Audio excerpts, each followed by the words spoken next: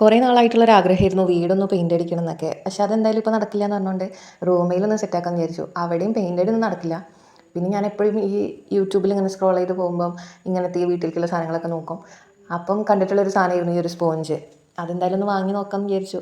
Paint പോകുമെന്ന് ഞാൻ കണ്ടെങ്കിലും രണ്ടും കൽപ്പിച്ചിട്ട് ഞാൻ വാങ്ങി. പക്ഷേ പെയിൻ്റ് ഒന്നും പോയിട്ടുണ്ടായിരുന്നില്ല കേട്ടോ. ഞാൻ വാങ്ങിയപ്പോൾ ഏകദേശം ഒരു 128 രൂപയ്ക്കാണ് ഞാൻ വാങ്ങിയത്. മീഷോന്നാണ് ഞാൻ വാങ്ങിയത്, എന്താണെന്നറിയില്ലല്ലോ. അപ്പം ജസ്റ്റ് ഒന്ന് വാങ്ങി നോക്കാമെന്ന് വിചാരിച്ചു. ഒന്നിൽ തന്നെ 6 പീസ് ഉണ്ടായിരുന്നു. പക്ഷേ 6 ഏതിൽ കൂടെ പോയി എന്നറിയില്ല, പെട്ടെന്ന് തീർന്നിട്ടുണ്ടായിരുന്നു.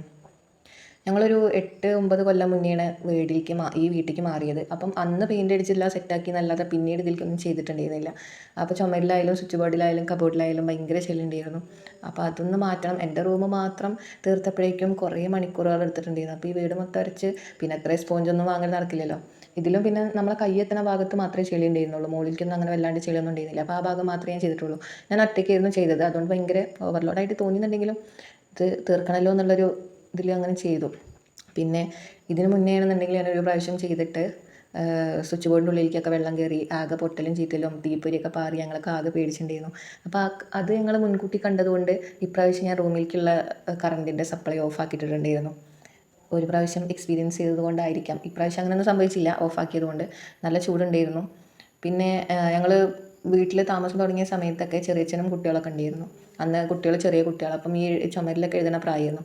അന്ന് അവർ എഴുതി പഠിച്ച സാധനങ്ങളൊക്കെ ഇപ്പോഴും അതേപോലെ ഉണ്ടായിരുന്നു. പിന്നെ പെയിൻ്റ് അടിക്കാത്തതുകൊണ്ടാണത്. പിന്നെ അനിയത്തി ആയാലും പെന്നോണ്ട് വരച്ച് കുറേ ഉണ്ടായിരുന്നു. അവളന്ന് ചെറുതായിരുന്നു. പെൻസിലും ക്രയോൺസൊക്കെ പോയിട്ടുണ്ടെങ്കിലും പെന്ന് പോയിട്ടില്ല. പിന്നെ ഇത് വാഷബിൾ പെയിൻ്റ് ആണെന്നാണ് അച്ഛൻ പറഞ്ഞത്. അതുകൊണ്ട് വലിയ റിസ്ക് എടുത്തിട്ടൊന്നുമില്ല വരച്ചത്. ജസ്റ്റ് ഒന്ന് ഇതാക്കിയപ്പോഴേക്കും പോയി എന്ന് പറഞ്ഞാൽ നമ്മൾ ഫുൾ പുതിയതായിട്ട് പെയിൻ്റ് അടിച്ച പോലെ ഒന്നുമല്ല. കാണുമ്പോൾ നമുക്കൊരു വൃത്തി തോന്നും. ഇത്രയും കാലം ഇത്രയും ചെളിയിൽ കിടന്നിട്ട് മാറുമ്പം ഉള്ളൊരു വൃത്തി ഇതിന് തോന്നിയിട്ടുണ്ടായിരുന്നു. പിന്നെ ഞാൻ ഒറ്റയ്ക്കുള്ളൂ എന്ന് പറഞ്ഞല്ലോ, അങ്ങോട്ട് ഇരുന്നിട്ടാണെന്നുണ്ടെങ്കിലും മേലും നടുവൊക്കെ ഭയങ്കര വേദനയായിരുന്നു. പിന്നെ നടക്കാനും വയ്യ, ആകെ കുളത്തി പിടിക്കണ പോലെയൊക്കെ ആയിരുന്നു. എന്നാൽ പോലും ഇത് അത്രയും ഞാൻ ഇഷ്ടത്തോടെ ചെയ്യുന്നതായതുകൊണ്ട് ഞാനത് ഫുള്ളാക്കിയിട്ടുണ്ടായിരുന്നു. പിന്നെ റൂമിൽ നല്ല ചൂടായതുകൊണ്ട് കുറച്ച് നേരമൊക്കെ വെയിറ്റ് അങ്ങോട്ടും ഇങ്ങോട്ടൊക്കെ നടന്നിട്ടൊക്കെ പണിയെടുത്ത് കുറച്ച് റെസ്റ്റൊക്കെ എടുത്തിട്ടൊക്കെ ആയിരുന്നു. അപ്പോൾ അതിന് വേണ്ടിയിട്ട് ഞാൻ റൂമിൽ കറണ്ട് ഓഫാക്കിയതുകൊണ്ട് അച്ഛൻ ചെറിയൊരു ഫാൻ കൊണ്ടുവന്നിട്ടുണ്ടായിരുന്നു. അതൊക്കെ വെച്ച് കുറച്ച് നേരം കാറ്റൊക്കെ കൊണ്ട് അതിന് ലൈറ്റൊക്കെ ഉണ്ടായിരുന്നത്. എപ്പോഴും പണിയെടുത്ത് ഞാൻ പോരല്ലേ, അപ്പം അതിൻ്റെ ഇടയിലൊന്ന് കുറച്ച് നേരം എൻജോയ്മെൻ്റ് ഒക്കെ ആയിട്ട് അങ്ങനെ ഇരുന്നു. വെള്ളമൊക്കെ കുടിച്ചിരുന്നു. പിന്നെ വെള്ളം കുടി കഴിഞ്ഞിട്ട് വീണ്ടും ഇതന്നെ ഉരയ്ക്കന്നെ. പിന്നെ കയ്യിൽ ഞാൻ കവർ ഇട്ടിട്ടാണ് ചെയ്തിരുന്നത്. ഗ്ലൗസ് ഒന്നും ഉണ്ടായിരുന്നില്ല. കാരണം അങ്ങനത്തെ പണികളൊന്നും നമ്മൾ വല്ലാണ്ട് എടുക്കാത്തതുകൊണ്ട് ഗ്ലൗസ് ഒന്നും സ്റ്റോക്ക് ഉണ്ടായിരുന്നില്ല. അതുകൊണ്ട് തൽക്കാലം ഒരു പ്ലാസ്റ്റിക് കവർ കയ്യിലിട്ടു.